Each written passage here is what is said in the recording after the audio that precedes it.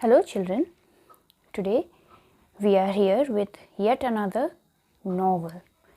So what basically a novel is a story where there is sequence of events.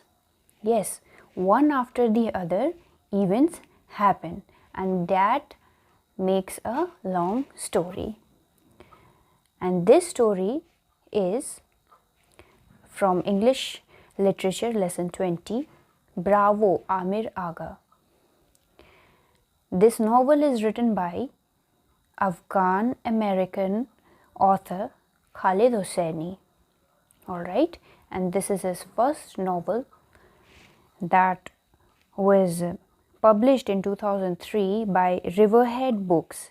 It tells about the story of Amir, who's a young boy from Wazir Akbar Khan district from Kabul. Now Kabul is in Afghanistan. Yes, this story is set against a backdrop of tumultuous events. Tumultuous means turbulent, violent, stormy, thundering, peaceless, restless events. Yes, from the fall of Afghanistan's monarchy, where there used to be the rule of king in Afghanistan, and that is what we call monarch. Yes, the rule of king or queen is called monarchy. Like in UK, the whole entire UK is ruled by whom? Queen Elizabeth II. Yes, and she is the longest reigning monarch till date. So here we come back to the story. What happens here from the fall of Afghanistan's monarchy through the Soviet invasion. The Russians had invaded, they had captured, they had conquered Afghanistan, and the exodus of refugees to Pakistan. Exodus means a huge departure of people.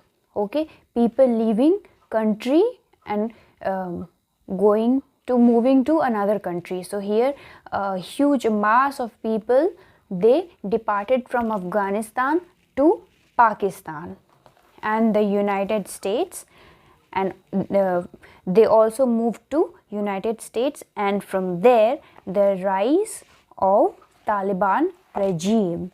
Yes, and after that the rise of Taliban happened. They arose from there. Now you know that this story is taken from The Kite Runner. Okay, from this novel. It describes how Amir becomes the champion of kite flying competition. So there was a kite flying competition where Amir became the champion, and this competition was held near his house. It talks about the excitement of his friends and family around, and all his friends and family were excited about him and the kite competition. Kite competition happens in India also, you know, when there is harvesting season.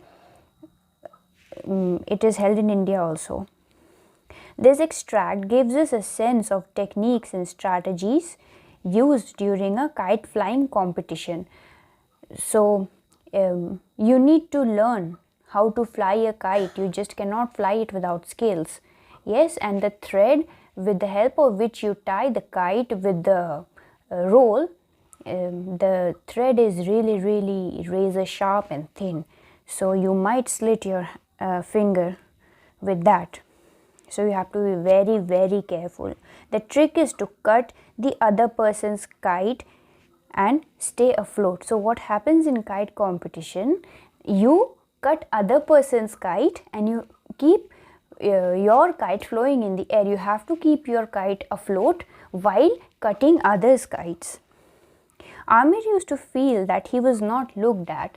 Amir used to think that he was neglected, he was not looked at, not seen, not listened to, and not heard. He felt like that nobody used to listen to him, and that he felt ignored, he felt aloof. Winning this kite competition was his reason to change that feeling, and when he won that kite competition, this feeling went away, this inferior feeling, this low feeling went away. Amir's friend Hassan always remained by his side, and Amir's friend always supported him, always stayed by his side. Amir wanted to make his father proud. He also prays to God to help him win the competition. On one hand, he wanted to make his father proud, and on the other, he also prayed to God so he wins the competition. In the end, he manages to cut down all other kites. See how dedicated and how determined he was to cut others' kites. Yes, that's what made him win the competition, isn't it? He finally was able to cut others' kites and win the competition. Both Amir and Hassan are overjoyed by the win, and both the young boys were overjoyed with the win of this competition. Yes, so children, I request you to read the story at home, enjoy it, and yeah, learn to fly a kite too. Thank you.